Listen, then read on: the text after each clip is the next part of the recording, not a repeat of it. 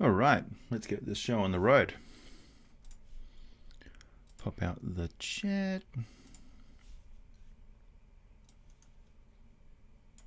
Go. Make sure the stream is actually healthy. Yep, good. Okay, there we go. Hello, everyone.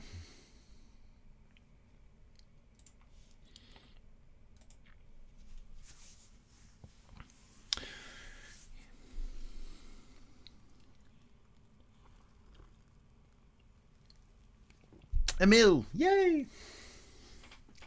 Time for some cheese. I've got a particularly deadly looking Caterpillar's death cheese here. Have a good look at that bad boy.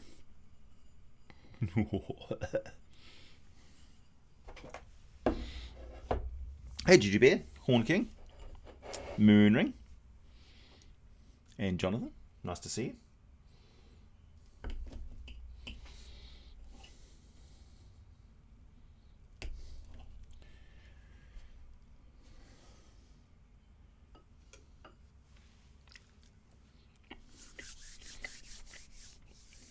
Mitchell, I'm good, thanks. Yes, we're talking bad guys today. It's been a while since I've had some of this cheese. I've missed it. Oh, this one's particularly vicious. Yes, it's a cake of cheese. That's true. It's like a cupcake. All right.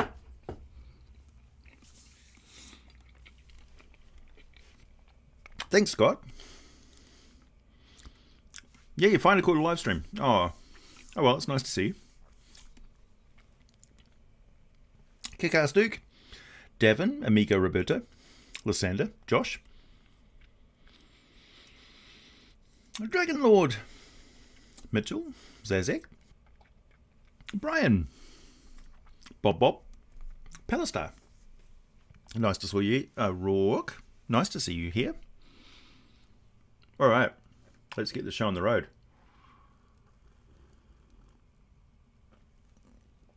I just woke up too to Kick-ass Duke. That's why I always look so bleary when I come online. Okay, first of all, here are the winners. The winning entries for the giveaway. And you guys blew me away, honestly. I was not expecting that sort of response. Something like 240 entries within the first 12 or 24 hours or so. It was quite a read getting through all of those, but I read every single entry. Sorry to the people who got in late. Each winner is going to receive this, and I'll show you what these are. I've had a response from all of the winners. I've got their addresses, so the prizes are going to be going off to them soon. So this is a set of the metal prismatic dice, which I designed specifically with D&D WoW. So there's that, as well as one of the giant Mood D20s. So this is a color-changing 20-sided metal dice that is absolutely sumptuous in your hand, nice and smooth, and you can see it changes color as you use it. You can see it's going a nice sort of luminous blue, goes from amber all the way through to a deep blue with sort of glittery speckles. It's a really, really nice dice.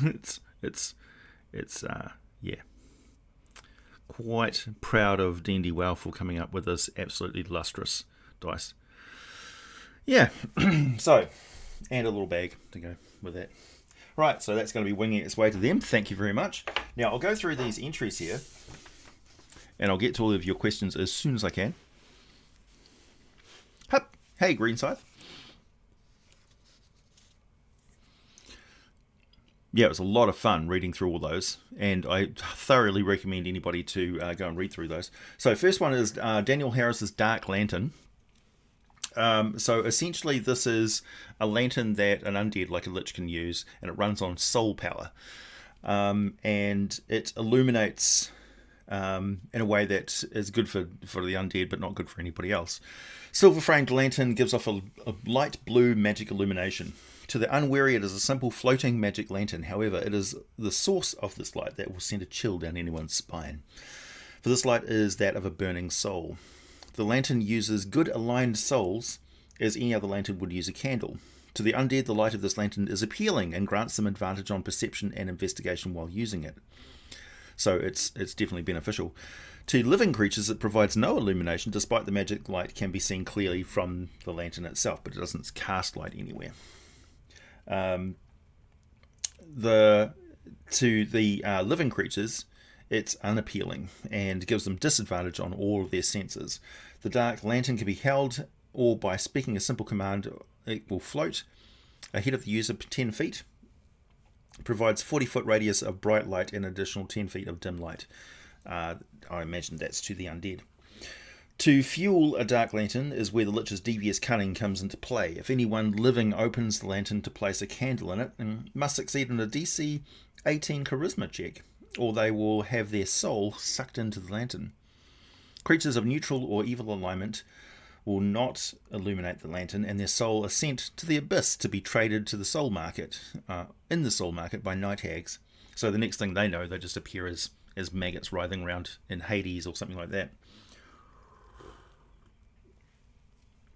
Only a good aligned creature will cause the lantern to illuminate as their soul is slowly sucked into the abyss. As long as the lantern shines its light, the soul has a chance to escape. And here's the thing that made me really love this item so much. And this is what burns from the soul: hope and goodness. So there's a slim chance of escape, and it's the hope and goodness of the creature hoping for escape that is actually the light that's shining out of this lantern. Oh, that's beautiful. So yeah, and as the lantern light dims, so does the soul's purity, and when the light dies, the soul is sent to the abyss, denying those the righteous afterlife that their deeds would have granted them. If another creature opens the lantern while the soul is already burning inside, the soul can attempt to escape, but it will cause the new user to have their soul sucked in. If the creature is good aligned and opens a dark lantern that holds the soul inside can warn them of the danger, or they can take the body of the good being, making it an unholy trade of those who suffer. So they can actually swap bodies with the person. Imagine that. You open up a magical item and all of a sudden you're a different NPC inside your character's body. Destroying the lantern will free the soul inside and allowing them to seek the celestial plane they were destined to achieve. So the next time you encounter a lich and they sit by a strange lantern, lighting their dark lair as they read their magic books, you can't help but wonder, is that a soul burning in there, lighting the lich's work? Brilliant. Thanks, Alyssa. As you can tell, what can you tell us about Hadar, and are you planning to make a video about it? Hadar is one of the dark stars, the celestial bodies, the cosmic entities. It's a bit tricky if you're combining D&D with Spelljammer, because Hadar would be an entity which travels from sphere to sphere, maybe. Or it's an extra dimensional entity that appears in the night sky of whatever fantasy world you're on. It's also a warlock patron, so it's kind of a primordial spirit entity that manifests itself as a star. It's tricky. It's like an old one. But you can put it in there. It could be like a mental entity that people see when they're looking up at the night sky. So it's shining from the far realm or some such.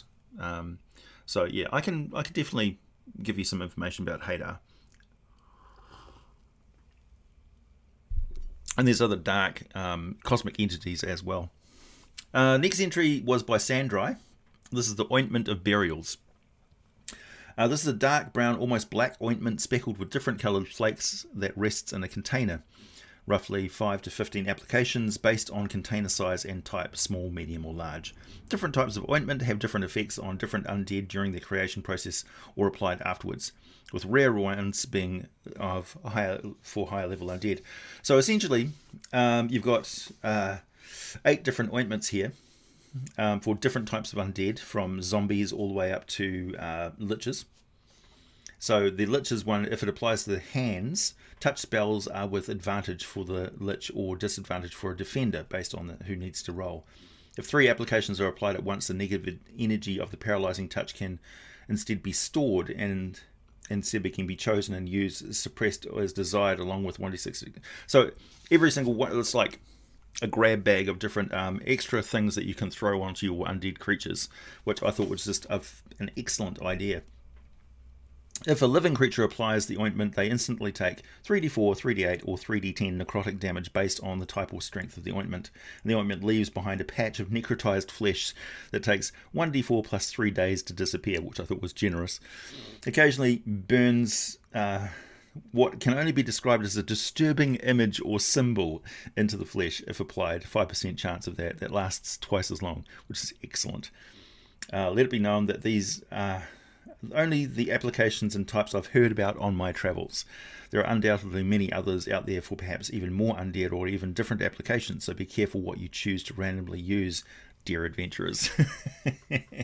Love it. Next one is by CL Knight 200, who I take it is looking forward to getting some dice.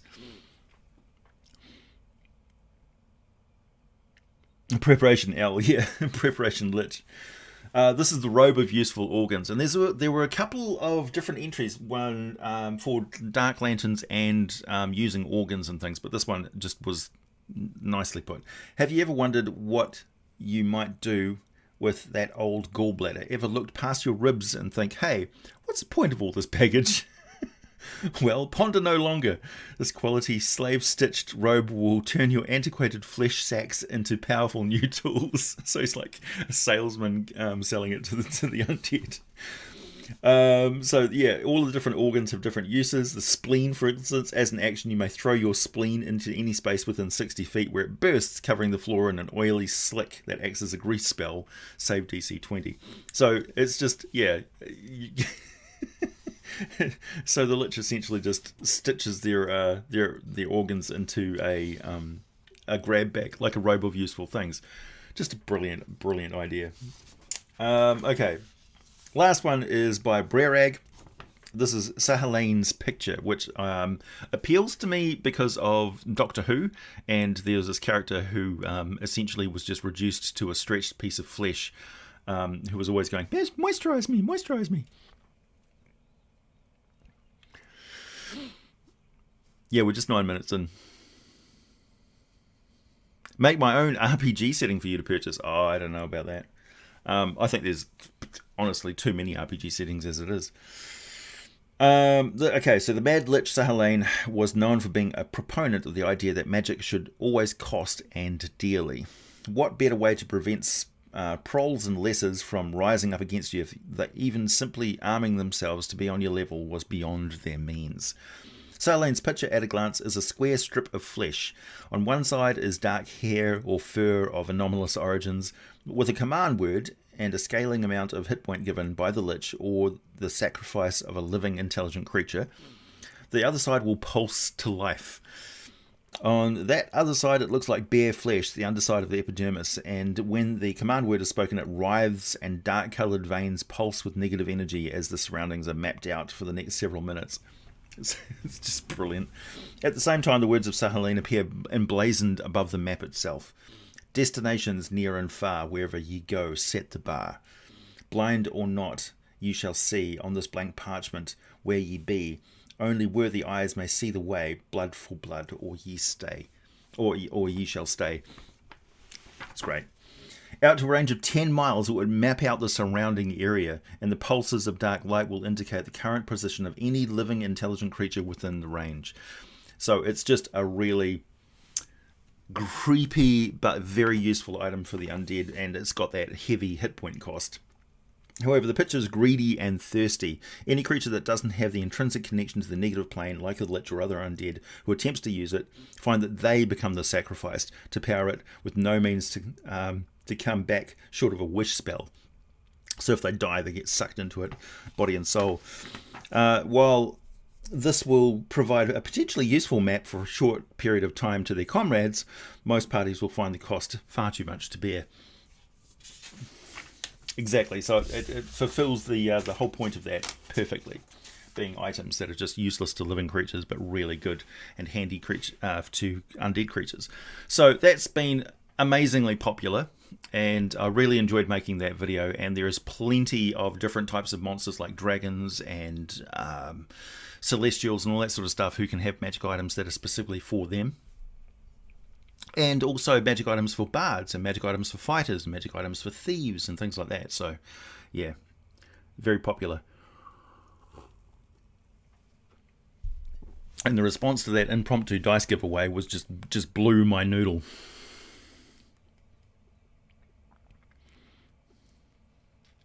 Hey, Bear. Yeah, it has been a while. What am I doing this week? So this week we're going to be talking about red dragons, and also I think I've got some other sort of homebrew stuff which is coming up,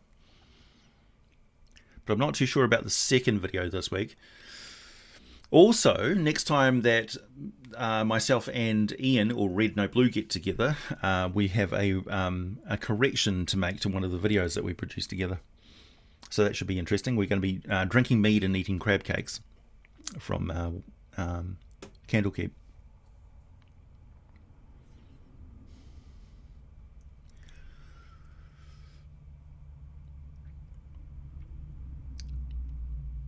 Thanks, Elisa. Ooh, very generous today, guys. Thank you very much.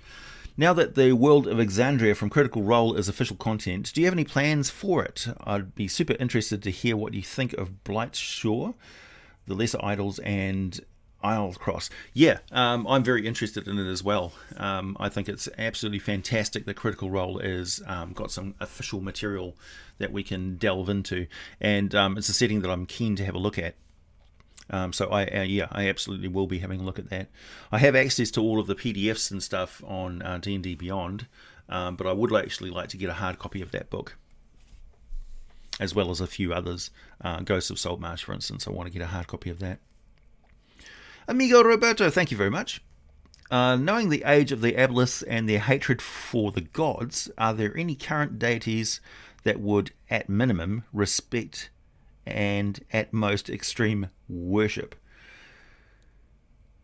Aboleths do, I think, have some connection to, like, the Abolithic sovereignty is they're psychic entities, right? So they become part of a Gestalt overmind, so they don't really need deities per se. And they have been traditionally at odds with deities, because deities came along after the primordials that were originally around when the Aboleths first sort of came into being. I will have to research and have a look if there are any instances of Aboleths worshipping deities in the past, or if there's any Abolithic gods. There probably are. And I certainly don't see any reason why they couldn't have something to do with Ilsensign or any of the deities of the Mind Flayers, for instance, because they are aberrations as well, who have psychic overlords and the Elder Brains. So there may be some connection there. Ilsensign might actually want to have the Aboleths on its side. So, yeah, it's interesting concept. The Aboleths generally speaking, they are distinguished by their absolute disdain for the gods, and thinking that the gods are just super powerful beings, not anything above and beyond that needs to be worshipped. So they understand, I think probably more so than most other creatures, Aboleths would understand the idea that gods are just gestalts of different souls that are bound together in a common purpose and personality, so to speak, that follow a particular credo and set of actions and things like that. Like, one of the things that's become clear to me as I've researched Celestia and talked about Celestia to people is that the progress of a soul from petitioner up the mountain slopes of Celestia and the tasks that they go through are quite often repetitions of tasks that a famous entity in the past, a demigod or something, did in order to become a greater god. So it's the path of a hero, or it's a particular path of a story that leads to them realizing that they are actually that god, that they're another incarnation of that god. So when they join with a greater deity, they are just rejoining themselves, so to speak. They're not losing anything, they're becoming the greater god that they always realise finally that they were. Some entities, some petitioners realise this much earlier than others, and so they rapidly progress up the mountain because they're going to where they're supposed to be. Others struggle to lose their earthly identity and struggle to realise, I am actually a god. So that's that last sort of kick that gets them over that edge. So that's one of the reasons why gods are so hard to kill, is because they are many different souls. Many souls that are combined together to actually form a cohesive entity. In some cases. So other cases, like Moradin and things like that, it may be that Moradin is a primary entity, and the souls that go to join Moradin become a part of an elite force that's like happy helpers in his workshop or something like that. So it's hard to say.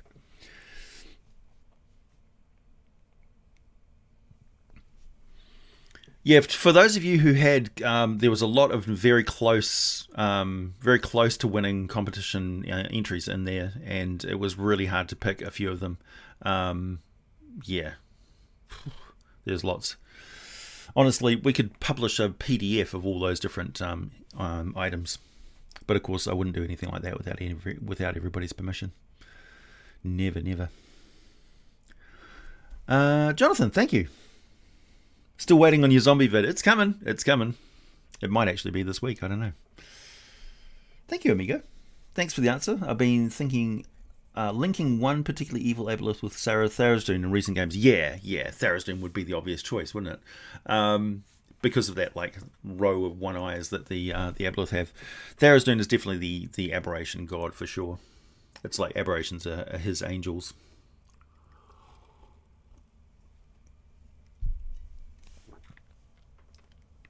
Sages and crab cakes. That could be our podcast. How long do you keep your mead before drinking? 6 months?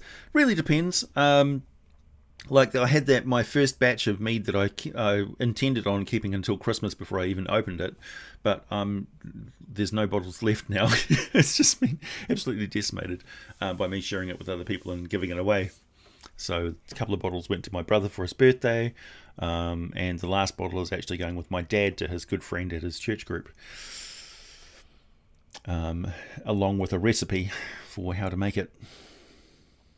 But I'm constantly producing mead, so it's okay. I just make more and more. Well, I might possibly run out of bottles though. So generally speaking, the mead has to clarify. So you leave it sitting until it goes so clear that you can see your hand on the other side of it. So it shouldn't be cloudy at all. And it may be complicated if you're using fruits and things like that in your mead for it to go sort of non-cloudy. But as clear as you can get it, it will settle, and all the sediments and stuff will settle out of the mead very well. So that should be your measure.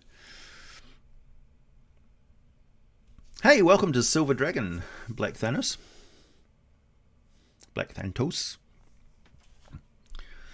glad that pops up on there. Also, if anybody buys any items on my Teespring store, it should also pop up on the live stream as well as congratulations for buying an item. I've been hoping to see that actually work, but I guess nobody's buying stuff, so that's right. I should really make some more designs and things on the store.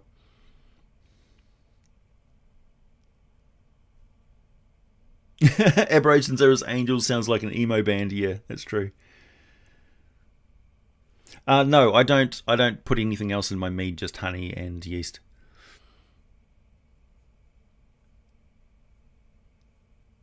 Santa's elves meets Odin's Eidenhar. Yeah.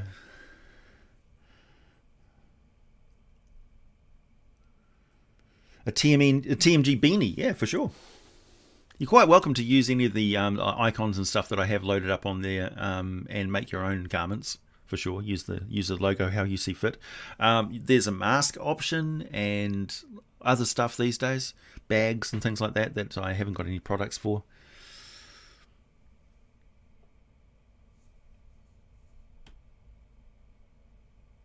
I'm constantly producing mead. What a terrifying affliction. Yeah, true.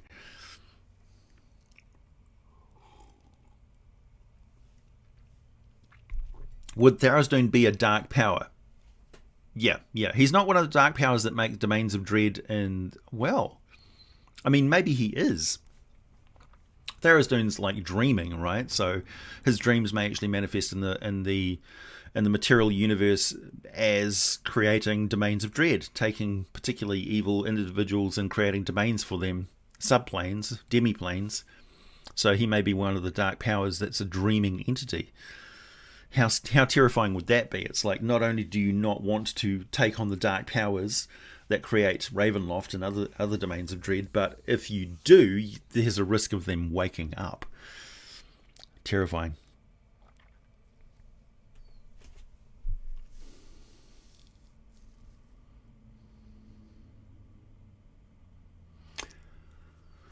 What was that, Robert? The problem is that I want my players to be the story and they want me to be at the story. I must have missed another part of that comment. Or maybe I'm just not understanding it.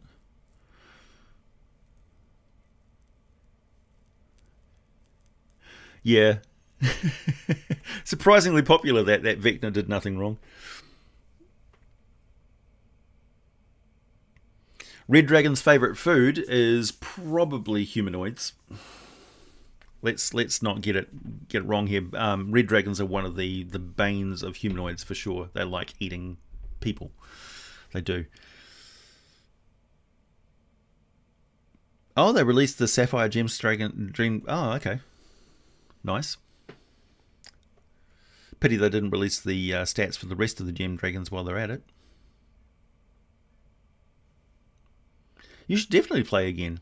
In that vein, I think I'm going to be getting a sponsor on the channel for essentially a D&D B&B. So if you want to have people run games for you, guaranteed, you can pay people to run games for you.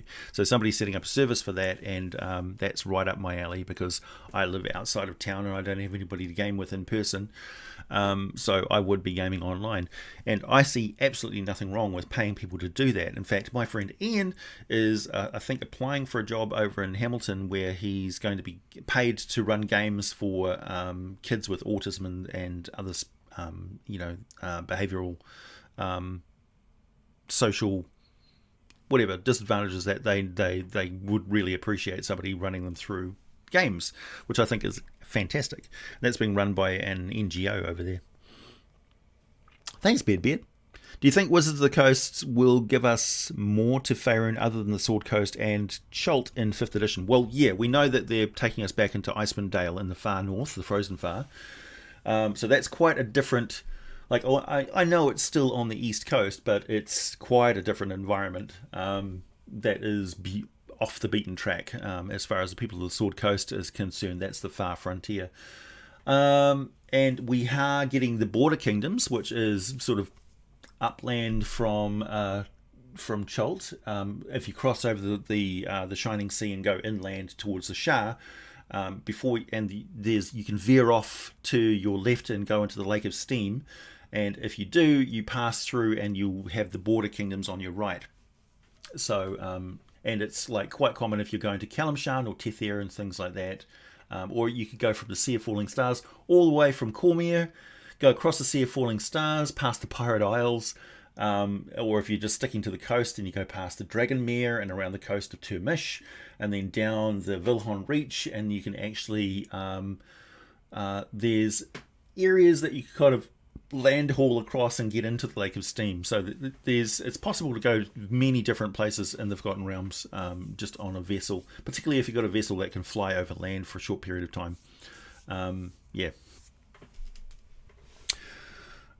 So there's different areas. I don't know if they're going to be going anywhere near Unther and Malharund and Thay for any time soon, or Damara or Narfell or Vasa. And I'd love to see them have a look at Helrua and Drambrath and along the far southern coast in Lurin. That would be really cool. Yeah, I don't know.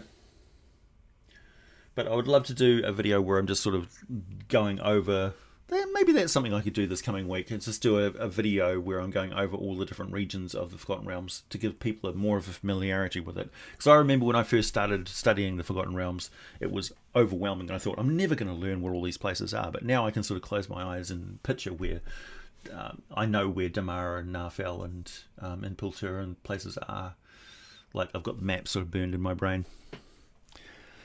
But it's a lot of information to take in, I understand.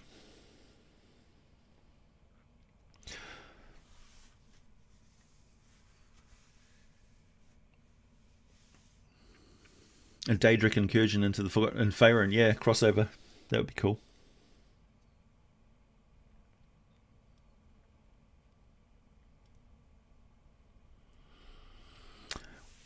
Lysander, what are your opinions on the creature codex from the DMs Guild? Any other third-party content? I like them, obviously. I've got the creature codex right here, and the Tome of Beasts. I do use them when I'm running games. I haven't made any videos on specific monsters from them, but I would like to. If anybody has any requests for monsters in there that they would like some more lore for, because basically there's a lot of them, there's no other established lore from Dungeons & Dragons because they're entirely new. But I see nothing wrong with providing extra details to those monsters.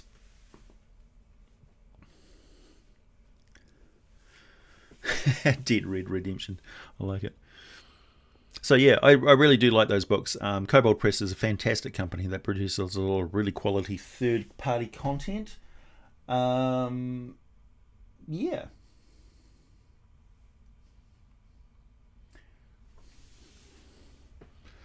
Also, don't forget, third-party content is also expanding into the rest of the Forgotten Realms as well. Like, you can get, from the DMs Guild, you can get the Great Dale, Unapproachable East Campaign Guide. There's Moonshae Isles, all sorts of other stuff. So keep looking in the DMs Guild to find stuff which, by all rights, would be an expansion of 5th edition content officially if it was published by Wizards of the Coast. The DMs Guild has got that kind of extra little bar of, it's quality content. And there's some really good resources in there that sort of update things to the modern era. Other things are just sort of like, they're just an adventure path or something like that. But, they're good for updates. They've got lots of NPCs that you can use. I know a lot of people get very hung up on the, why haven't we brought the Forgotten Realms into 1492 DR, but Ed and others sort of got left behind with the Sundering and that sort of the Spell Plague and things like that. So they had, for 4th edition, he had already sort of updated a lot of information, and he brought out Elminster's campaign guide. Elminster's Guide to the Forgotten Realms was really comprehensive body of information, which I recommend anybody read. So he's kind of just done a big load of updates for Forgotten Realms. But Ed is very concentrated on Cormyr and the nobility of Cormyr and those sort of regions as well, because that was the gaming hotspot of the Forgotten Realms when it first sort of arrived. And then things have shifted over to the Sword Coast. So the Sword Coast is all kind of new and getting mapped out. But don't forget, back in the day, Cormyr and the Dales were the sole concentration of everything that was going on in the Forgotten Realms, and the Sword Coast and other areas were kind of unknown frontiers.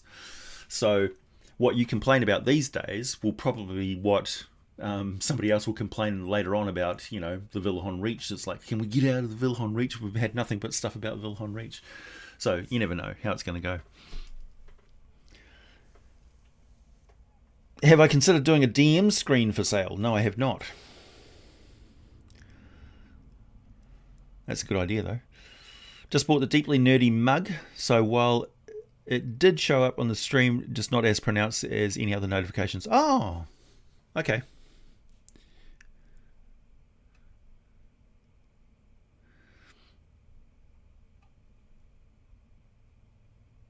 I'm looking for it.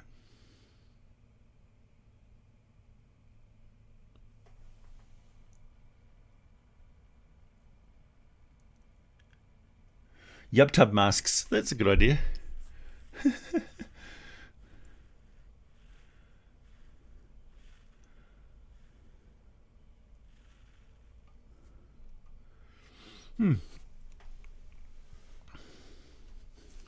Speaking of Vilhon Reach, that video is still coming? Yeah.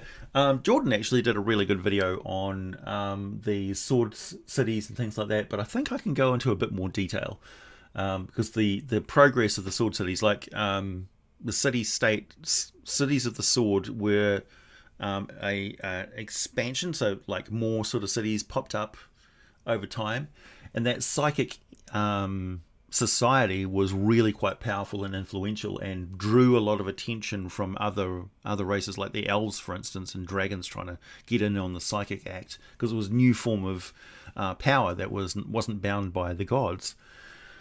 And of course the Vilhon Reach was the heart of their civilization, which got absolutely devastated by elven high magic. So it was once again magic from elves that killed a lot of people. A lot of very innocent people were murdered by elves. Yeah. So that should be an interesting video. A lot of people gloss over that, but I mean, in reality, if most people in Forgotten Realms realized what elves were capable of doing, they would probably put them to trial and extract them from their communities violently. Tie your griffin up at the bar. Nice.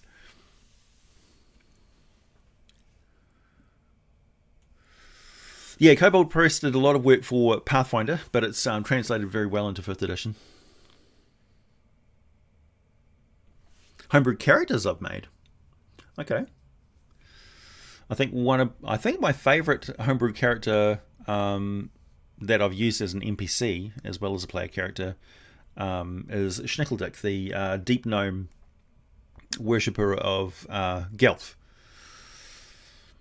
So I've created this religion around Gelf where he smashes up items that other people value emotionally rather than their physical value. It's their emotional value that he sacrifices to his god in order to do healing for them and stuff. So whenever they come to him and say, "Can you heal my wound?" he's like, hand over your trinket, hand over your father's portrait or your signet ring from your family or your favorite hat or, something that has emotional significance to you. Then he takes his ceremonial little anvil and he smashes their item up in front of them and gives it to his god, and then he lays on hands and heals them. So he's an evil prick. But it's fantastic in a role-playing sense because the players feel a real sense of, they feel that on the behalf of their character. He doesn't do anything like, demand their animal companion for a sacrifice or anything like horribly evil like that, but just things like that. And what his faith does is they steal art objects and things like that and they ruin them, just to cause that pain and suffering in the community of something beautiful being lost, and that is what their god demands. So they literally steal from the rich, smash up artworks, and then just sell off the precious metals and give the coins away to the poor. So they have a vow of poverty themselves because they're supposed to be left, sort of bereft. And they give away money and things like that. They have no use for coins and stuff, so they steal from people and they give it to other people. So they're a beneficial order, but they're also bastards who destroy beautiful artworks. Piercer and Roper masks. That would be hilarious. It is really tempting to make a series of t-shirts and stuff for the Piercer and Roper cartoon, because the Piercer and Roper cartoon doesn't exist. It's just it would be just like products for something that people are like, oh, where do I go to find out about the Piercer and Roper cartoon? There's nothing there.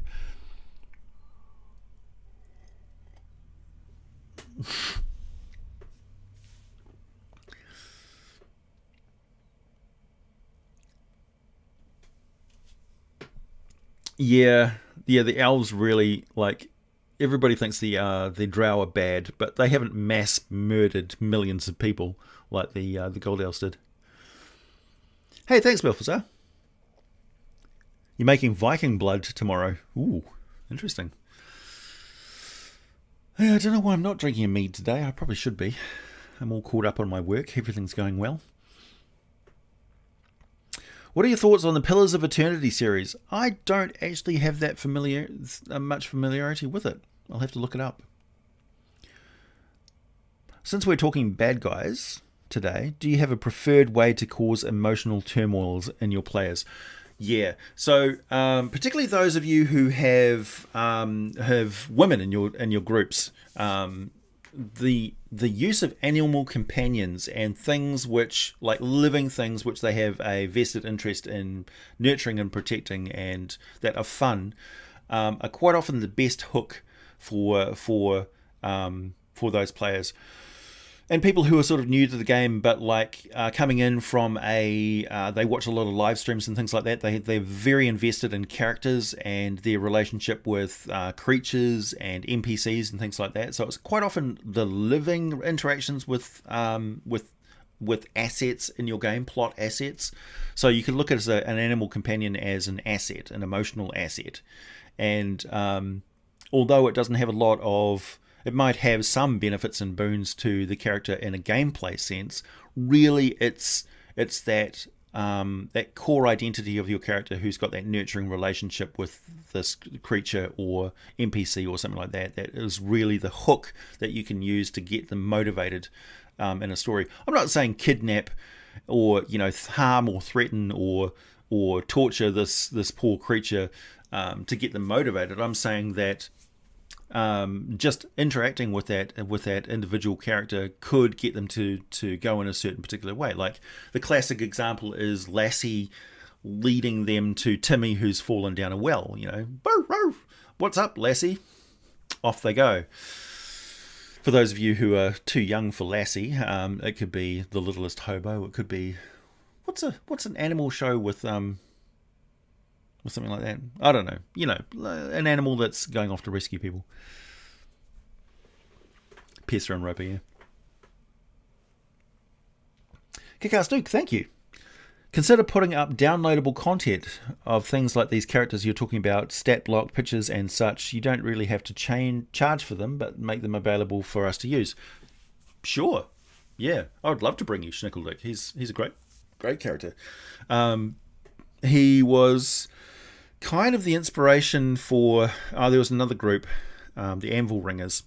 The reason why they're called the Anvil Ringers was originally the concept of Schnickeldick being a character in that game, where that would be the ringing of the anvil was that. But that's another story.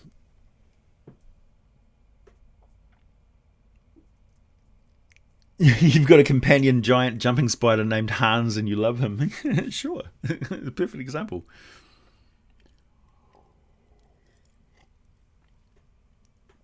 Yeah, so I'm not saying that, don't get me wrong, I'm not saying that only women will only be interested in that if they're playing the game. I'm just saying, in my experience with playing with women at the table, that's a surefire way of getting them very invested and interested in the game is NPCs, their interactions, inter-character interactions between each other, animal companions, and they are particularly motivated for going after cruel or vindictive or misogynistic characters. Things that piss them off in the real world will quite often motivate them in the fantasy world as well. So, make characters who are boorish or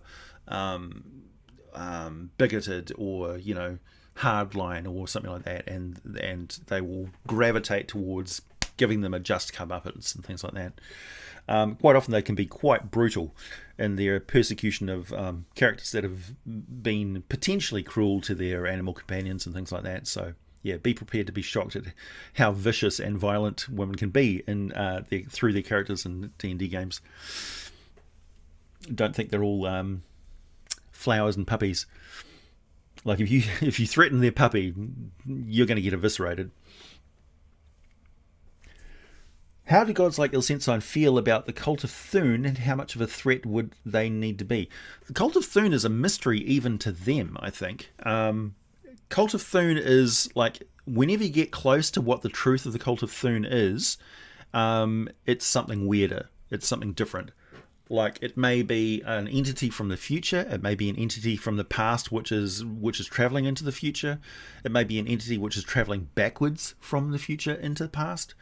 It could be an entity which is rewriting history because some event in the past has changed and now reality is being rewritten and Thune is the agent which is doing that. So it could be any manner of weirdness, and even Ilsensign and other deities just aren't aware of what it is, because whenever they go looking for it, it's constantly shifting and changing. So it's madness, you know. It's got some strange, sick purpose to it, an inevitability that is compelling. Like, you get the sense whenever you get close to Thune that Thune is inevitable, and that if you align yourself with Thune, you're on the right side of whatever's going to happen. So it's like, it's a drug sort of thing. It takes over.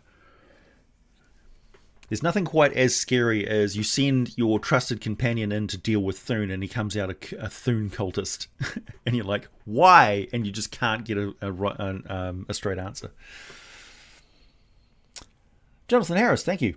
I gave a lich who is possessed a cleric Tear's Eyes, allowing him to cast Zone of Truth. Excellent. Yep. Tear's Eyes. Interesting. Yeah, just because somebody becomes a lich doesn't mean they have to be thoroughly evil. There are cases for liches which are not evil. Tira would probably not be very comfortable with being associated with a lich.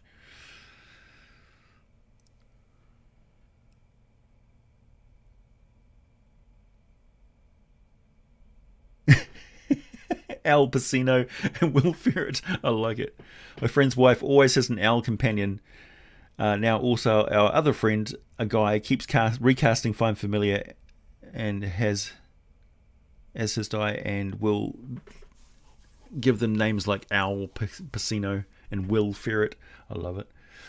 Do you think Wizards of the Coast will have the guts to present slave trade related NPCs as good in Lands of Intrigue, or like Drow, will they fear the nuance and controversy of making a slave trader a good aligned person? That's an interesting question. You can have a good person who lives a good life in Thay, but Thay is a land where slavery is commonplace, and particularly like the ancient culture of Malharund and Unther and Jacinta, those ancient empires, and even Kalimshan, where slavery is well known. And of course, we know from recent literature, from R.A. Salvador's books and things, that the Drow are through Bragon Diath and they're looking to make forays into the surface world, and of course Drow slavery is part of their culture as well.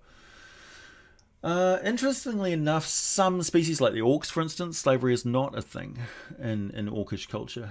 They don't keep slaves per se. And of course in other areas like most of the Sword Coast, Cormyr, they don't have any slaves, but there is a trade in that sort of commerce amongst the nobles of Waterdeep and some of the real shady nobles in Cormyr and stuff who are involved in the Sea of Fallen Stars, obviously in the Pirate Isles and stuff. There is slave trading which is going on there. So it's possible to have good characters who are involved in it, I suppose, because they just don't know any better. They don't realize that there is places where slave trading doesn't happen. So for them, I guess it's like, and it's inevitable, it's part of trade, it's part of commerce, it's just like one of life's misfortunes that can happen to you, sort of thing. They may be a person who never mistreats a slave, but inherently it's an evil act to take away somebody's freedom. But of course there's other varieties of it as well, like indentured servitude and things like that. Like a landowner may see nothing wrong with keeping somebody tied to them through the debts that they've accrued, but that's a form of slavery. So you can't get away from your debt. You're constantly trying to repay them. You're not making any profits to yourself. So essentially you're enslaved to that lord or landowner. You're no longer free to just move away because you have no resources, because they take everything that you've got because of misfortune with weather or something like that, where you haven't been able to pay your rent because your harvest hasn't been good enough. So you end up owing them money, and then that becomes a form of indentured servitude. So it's possible to be a noble, a good noble, but you still have to make money yourself. And so people who live on your land owe you rent and stuff, which was reasonable. But because of misfortunes that happen to everybody, they now owe you money that they can't repay. So essentially, you're a slave owner almost. So it's a very interesting question. No, I don't think I've read the Black Company books. I have read Gaunt's Ghosts.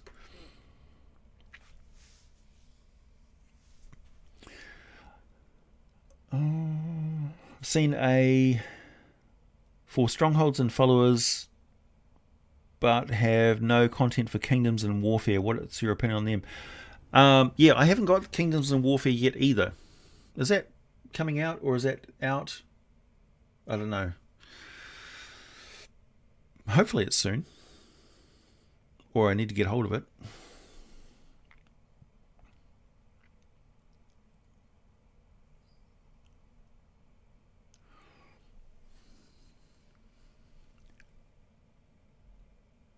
Probably too edgy for Wizards. Yeah, I mean, it's...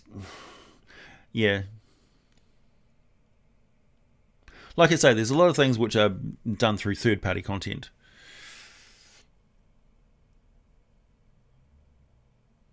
Yeah, that's the thing, Ag Silver Radio, that really gets me with liches. In order to stay a lich, you have to feed souls into your phylactery. So a lot of people who talk about good liches and stuff, you've got to realize that it's not an even...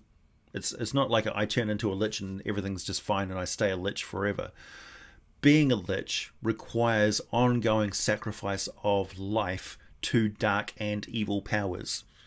Or ongoing sacrifice to neutral entities that just will for whatever reason you justify being a Baelnorn, for instance, you have to draw life energy from somewhere, so you're sucking it from a forest or trees or something like that. So something is suffering to provide you with additional vitality to carry on living past your time. That's the reason why Kalimvor and other religions persecute the undead and get rid of the undead, because they destroy the natural order of things. They are taking from something else, which is an evil act. They're taking the life from something else. Even if that life is freely given, they are a drain on everything around them, and somebody is going to be end up paying the cost, whether it's a squirrel or an acorn or whatever.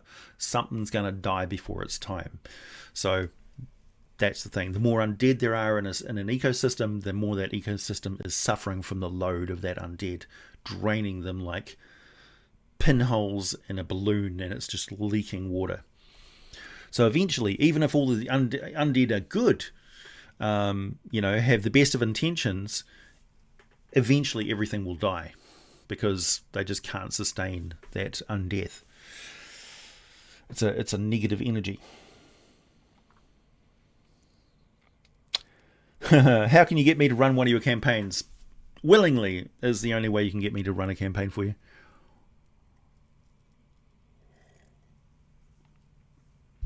What happens if a drow and a surface elf have a kid? They have a half drow child. They're both elves.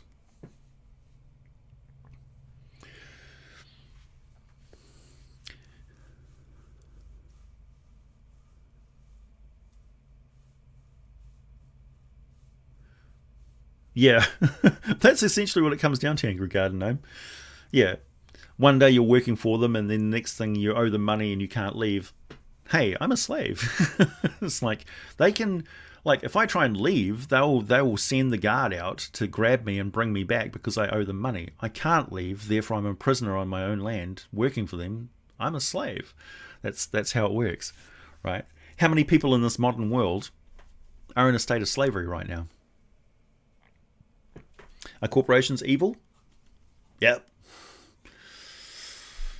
Do good people work for corporations? Yep.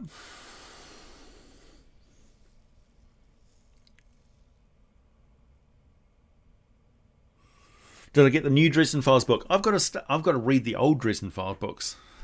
Apparently, I really need to read them because they handle the fairy courts very well. Kingdoms and Warfare is not due until next year, 2021. Well, shit. Thanks, Melfazar. I have a player who is going away for a few months. They're in Barovia. Any advice on how to pull them out for a while? Tonight is his last night.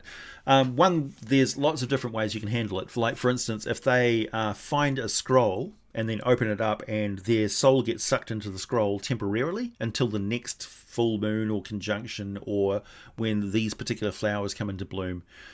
So they're like, well, we can either pay the cost to get some sort of powerful remove curse which may actually destroy their soul, or we can just leave them in the scroll until it's time for them to come out again. It's like, well, bad luck, but they're coming back. So you handle it essentially. They just get stored in a in a storage device, and then look after that scroll. That's one way you can handle it. They essentially just roll up in a map case. Next to wall. Orc Caesar. Slaves are only good for eating, and then only in the worst of times. Yeah. Slaves will, like orcs will brutalize, beat up, outright murder, execute, force beings to like fight their young to prove their supremacy and stuff. Like a lot of the North American indigenous practices of counting coup and things like that, and taking a trophy from your enemies. Orcs definitely would do that, because a lot of their culture, status in their culture, is from being warriors. And the young, if they can't go on raids and stuff like that, then they will count coup by taking trophies from the southern settlers, the soft people who live in the lowlands and things like that. So yeah, for sure. And if you go into an orcish village, for instance, the older warriors might not immediately attack you or something, because it's just, you're just there to trade or something like that. But the younger orc warriors will be seeking status, and they do that through combat. So they may actually challenge you in order to elevate themselves in the eyes of the older warriors to get that place at the fireside with the warriors, with the seasoned warriors. It's a hugely important part of their culture. So it's not necessarily, it's going to seem evil as hell to you who's involved, like who this orc is picking a fight with you for no reason, but they have a reason. They have a compelling cultural reason to do that. And in their mind, it's not an evil act, it's part of their culture. They have a motivation for doing that. It's nothing personal. They'll get riled up and to fight you, but and they'll objectify you as a thing which is a means to an end. But they have a reason for doing it. It's not senseless violence from their point of view. Sold your soul to the company store.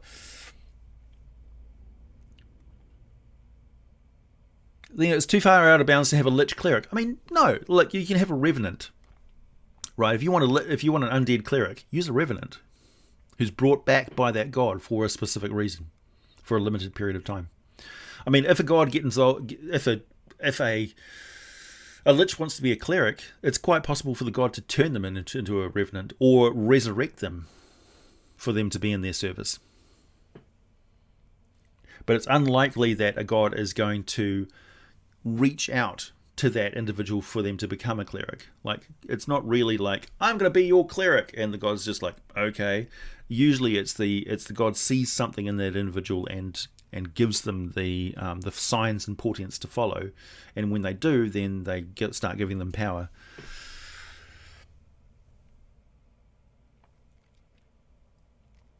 Thanks to all. I'm actually wondering why more wizards don't turn themselves into dragons instead of liches. You would think it would be a viable alternative to a longer life and power. The answer there is variability and reliability. Like, turning yourself into a lich is a reliable method. It's brutal and horrible and psychologically damaging, but it's reliable. Turning yourself into a dragon is wild and variable and chaotic.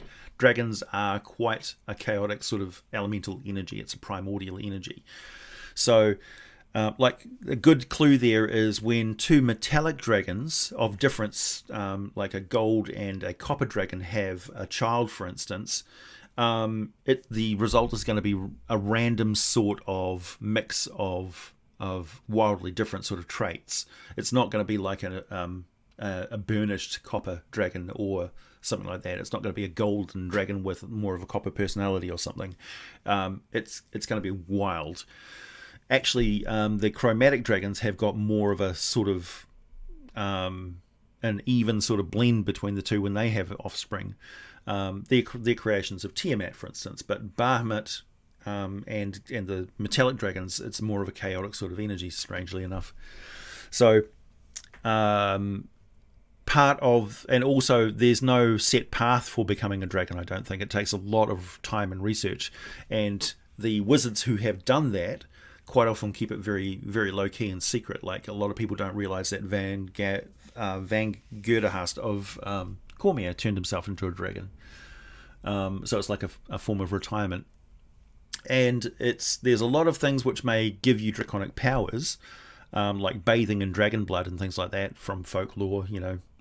Sigurd turning him, getting invulnerable apart from the patch on his back where a leaf was stuck to him. But turning yourself wholly into a dragon permanently may be really, really tricky. So it may be an extremely risky thing to do. It also may be an extremely traumatic and painful thing for an individual to do. So there could be that whole, there's a high chance of failure or something, or I may just be subsumed and turn into an elemental blotch in the environment. Also, dragons don't go to the afterlife, so it may be that you actually have to give up your soul in order to do that. You may need to give up your potential to become a god, or to go to an afterlife. So yeah, could be an entirely different type of sacrifice. Thanks, Kick-Ass Duke. Since we're talking about bad guys, tell us about a big bad evil dragon that's not a chromatic. I would, but I'll need to research it. I can't think of any offhand. I know there are, but I can't think of any offhand. Yeah.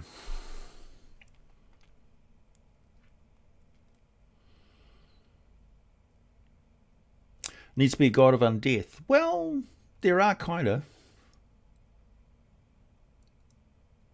Wrestling as a lich, a guy can dream. Gold speckled copper flecked goldie, yeah. Chemosh from Dragonlance. There you go. Bale Norns with Mythals. Yeah, imagine if you go into an area where a Bale Norn lives and you just can't get a restful sleep. Like, you might sleep for 8 hours, but you don't gain the benefits of a long rest while you're still in that lich's domain. The lich isn't necessarily evil, but it's still draining you.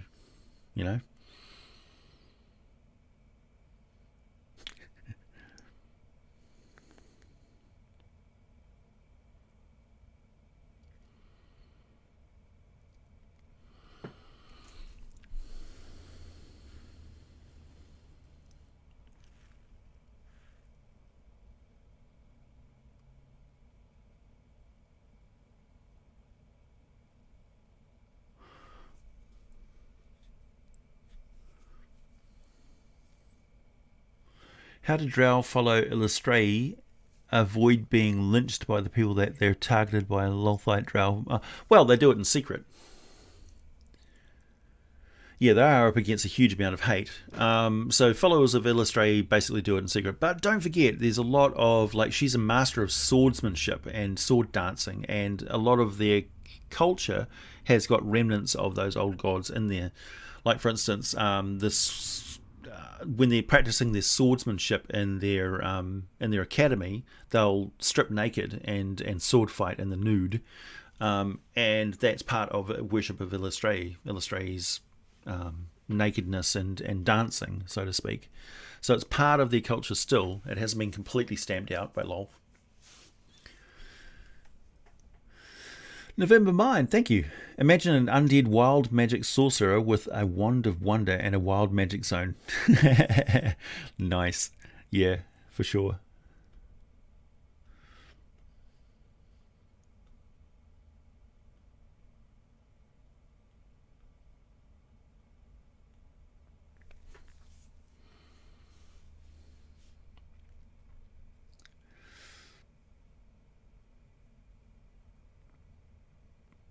DJ, where was your comment? Yeah, I'm afraid I do. Like, there's 170 people in here, dude. I'm sorry. I am skipping a lot of comments. I can't read and talk at the same time. Dude, where is your comment? Is that miles away? If you could retype that for me, DJ, that would be great. Oh, there it is. I guess I'll go back to painting my... Come on, man.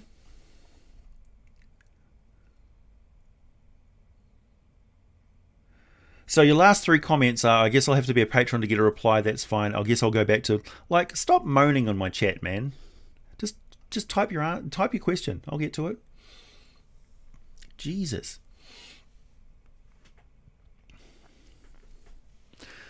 Thanks to the EM.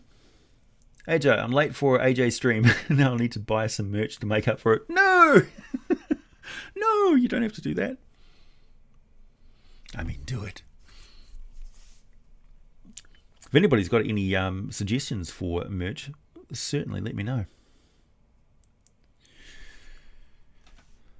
Angry Garden Gnome, why do your comments keep getting held? Are you using bad language? What a horrible fate for a lich. You become one to serve your family and community beyond death, then have to watch them wither and die as you inadvertently feed off them. Yeah, for sure. Thanks, Morgan. How do devils deal with liches? So liches are an interesting case because quite often they may make pacts with devils and stuff in order to sustain their life for an extended period of time. I mean, that's the perfect contract for a devil right there. It's like, I'll sustain your life on the material plane as a lich, but your soul belongs to me. So it's fine. The soul is breaking divine law, for instance.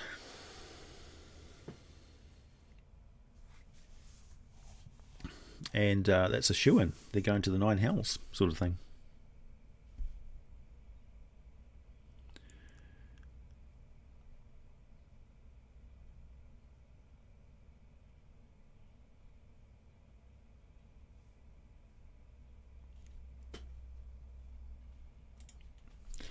John, what was that?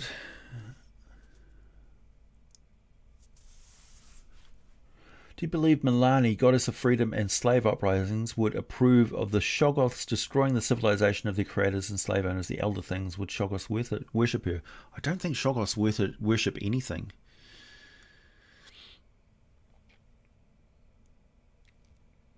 In theory, could a lich fuel its phylactery with a different power source, like a link to the elemental plane or an artifact?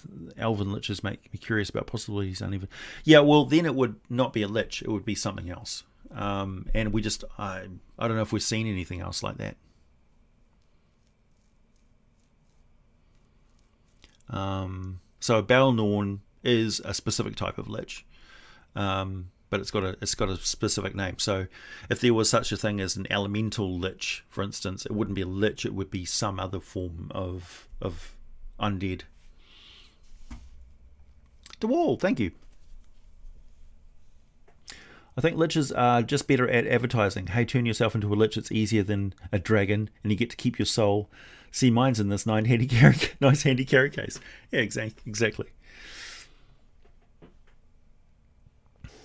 Thanks, BWay9125. Love you, vids. Keep up the good work. Thank you. I will never stop.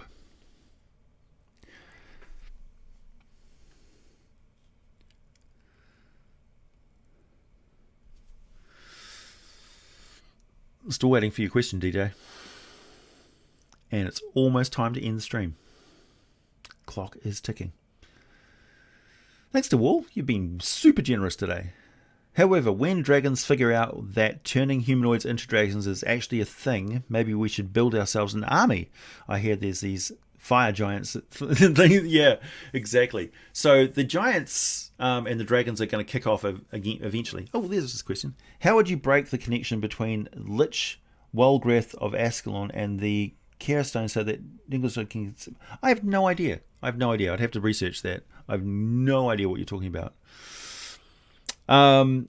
So yeah, dragons may actually come back to like if it kicks off between dragons and giants again on the world of Faerun, which it looks like it's going to do, the dragon gods will certainly get involved, and Tiamat and Bahamut are definitely making plays to get back involved in Faerun again.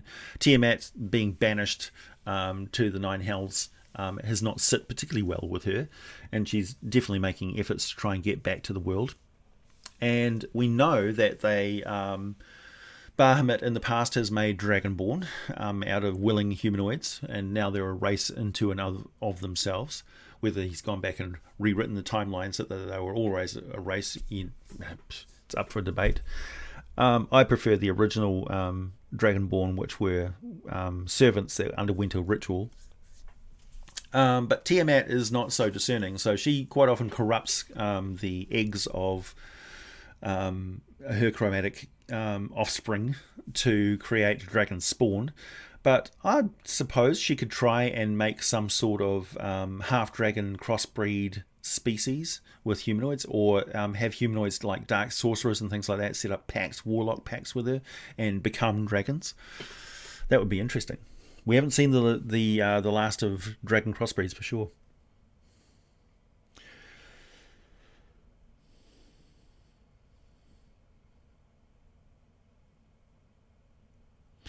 Yeah, sorry, DJ. I just haven't got any familiar with that. Like, I can research it and have a look at it for you, but yeah, you just hit me with a question of stuff I don't know anything about the lore of. All that waiting for that. Ugh, I'm sorry.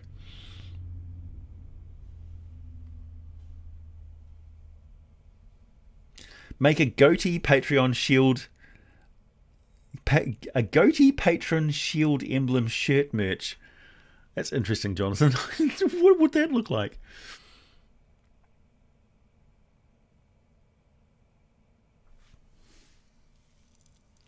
Tiamat's in the Nine Hells because she got put there. She got banished because of her connection to the Mulhorandi or the Untheric Pantheon. So it's an interesting thing. It's like chicken and eggs. When the humans got ported over from another world onto the world of Toril by the Emasgari, they brought over their ancient like Mesopotamian religion with them, and Tiamat was a part of that. So Tiamat was both present on the world beforehand as a dragon goddess, but she also came over as a goddess of a human religion. So there was an aspect of her of two different faiths, so to speak. And when one of them got banished to the Nine Hells, they both did. So she got banished from the world. So now she's stuck in the Nine Hells because of what went on in Toril, when another pantheon essentially trumped her. Yeah, so that was the Orcish gods. Kicked her out when the Orc Gate Wars. So if you want more information on that, go and have a look at the Orc Gate video. That will tell you why. Yeah, Vonandod. Yeah, exactly. That's a great storyline. Like the recreation of Vonandod, or the prevention of the creation of Vonandod is fantastic. Vonandod is this super Voltron, giant Voltron.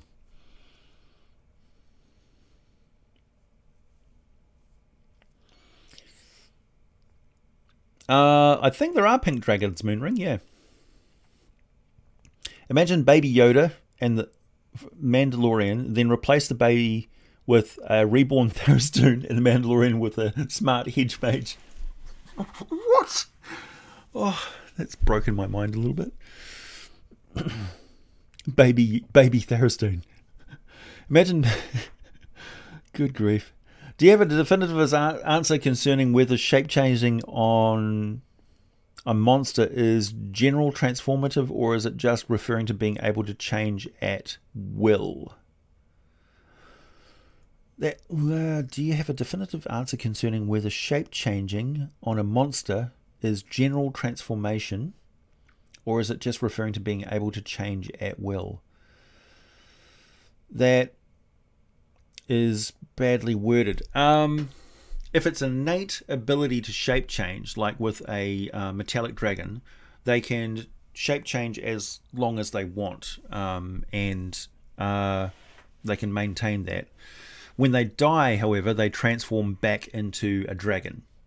If you're transformed via magic, when you die, I think you might stay that way until the magic wears off, so to speak. So if it's an innate ability, it's probably magical in itself, and it probably functions very similar to the spell, but it might not. Like a shape-shifting ability of a changeling, for instance, or a doppelganger, is physical. So they actually physically change to be different. And other creatures like dragons, for instance, it's a magical transformation. Like that mass has got to go somewhere, and their items and things, shape changes as part of them. So yeah, interesting question. My net's dropped out. Did you say anything about pulling my player out of a campaign? Yes, I did. They encounter a magical scroll of some sort, and their soul gets sucked into the scroll, and they become part of the scroll's writing. They can either try and get the curse removed, which may kill them and get rid of their soul permanently and destroy the character, or they wait until the conditions in the scroll wear off, which is when there's an alignment of certain stars in this amount of time, and the rest of the player group just says, "Oh, we'll just leave them in the scroll for the time being." That's how you keep you take your player out of the game while still having them in the game, so to speak. So when the time is right, they just read the scroll and the character pops back into existence. And of course your player goes along with this, because that's the way that you handle it in the story and the game. Thanks, Kickass Duke. 1. New merch idea: put your characters on t-shirts or even trading cards. 2. Found Ghost of Saltmarsh and Eberron in the alternative covers. They're a gorgeous matte design, and I highly recommend seeking. Good. That's good to know.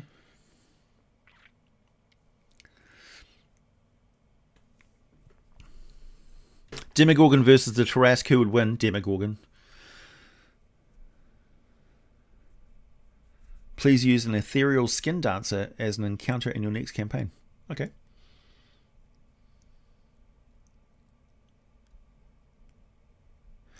Do I think that sections like the first half of Mordenkainen's Tome of Foes are practical lore sections? Are practical for DMing, or is it mostly extraneous information? It's a bit of both. Like, I enjoy reading it just for reading it, so to speak, but you're going to run across lore which is just like just jarringly different from previous editions, or it doesn't really gel well with the progression of Dungeons and Dragons lore over the last 40 years or so. Like, quite often you'll get the writer's own agenda for how they run their games and things. Yeah, I mean, if you're buying Mordenkainen's Tome of Foes, you sort of expect a certain amount of Mordenkainen in that book, really, right? So it's not going to appeal to everybody, and certainly people aren't going to use it whole cloth in their games, but it's going to inspire how you structure that sort of lore in your games, and you may come up with your own. All right, it's time for me to go, everybody. Thank you very much for tuning in. It's been a fantastic stream. Did I actually cover everything that I was going to talk about? We talked about undead magic items, upcoming vids, D&D chat, and we had cheese. Yes, we did everything. Ticked all the bases. Sorry for everybody whose questions I didn't get to. It's been a very busy live stream. Thanks to everybody who donated. Thank you very much. You kept me in mead and cheese for another month. If half dragons are mostly sterile, they're pretty much all sterile. Where do draconic sorcerers come from? Yeah, dragon blood, or getting dragon energy and stuff like that. Like, you use a potent magical item of a dragon, you absorb some of that dragon's power, and your children, a couple of generations down the line, have dragon eyes. That's the way it works. Peace out. Thanks, everybody. I'll catch you next weekend.